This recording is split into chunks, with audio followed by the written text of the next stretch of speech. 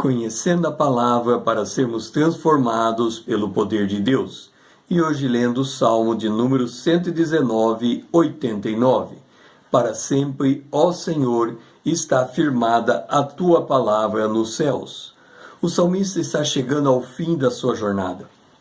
Desde que começara a interagir com a lei de Deus, o seu modo de pensar foi reformulado. As suas emoções entraram no descanso de Deus. Os seus passos foram endireitados. A sua visão dos propósitos divinos foram ampliadas. É importante compreendermos as transformações pela qual passou o salmista, porque muitos estudam a palavra de Deus, mas, na verdade, o que fazem é reforçar o seu jeito de ser e pensar, por conta de leitura seletiva e por interpretar a palavra de Deus focado na sua maneira de ver. Ora, para não incorrermos nesse erro, temos de considerar a Bíblia como a revelação feita por Deus, usando de instrumentalidades humanas. Está escrito em 2 Pedro capítulo 1, o versículo 21. Porque nunca, jamais, qualquer profecia foi dada por vontade humana, entretanto, homens santos falaram da parte de Deus, movidos pelo Espírito Santo. É por discernir esse mover divino na escrita da palavra de Deus que o salmista testemunha. Salmo 119, sim, verso 90. A tua fidelidade estende-se de geração em geração, fundaste a terra e ela permanece. Verso 91. Conforme os teus juízos, assim tudo se mantém até hoje, porque ao teu dispor estão todas as coisas. É quando compreendemos a extensão da soberania de Deus que podemos descansar diante de situações adversas, porque nada nos sobrevém sem a interveniência divina, mesmo quando esses eventos tenham sido objetivamente produzidos e provocados por nós, decorrente mesmo dos nossos erros. Ademais, quando compreendemos o poder vivificador de Deus, descobrimos o que Paulo declarou nesses termos. Efésios capítulo 3, o versículo 18. A fim de compreender com todos os santos qual a largura, o comprimento, a altura e a profundidade. Precisamos reunir o que todos os santos de todas as épocas conheceram de Deus, para sabermos um pouquinho de quem Deus é. Por isso, o salmista declarou, Salmo 119, o verso 96. Tenho visto que toda perfeição tem seu limite, mas o teu mandamento é ilimitado. Por mandamento, entenda-se voz de comando dado por quem tem autoridade.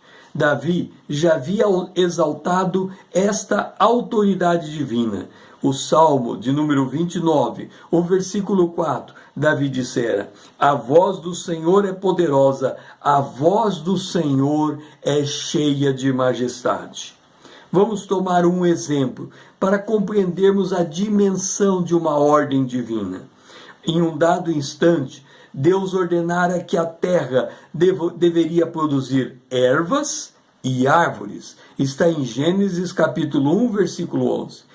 Desde que essa ordem foi pronunciada, o número de vegetais que nasceram, rodaram seu ciclo de vida e tornaram a nascer de novo é incomensurável. Ninguém pode calcular.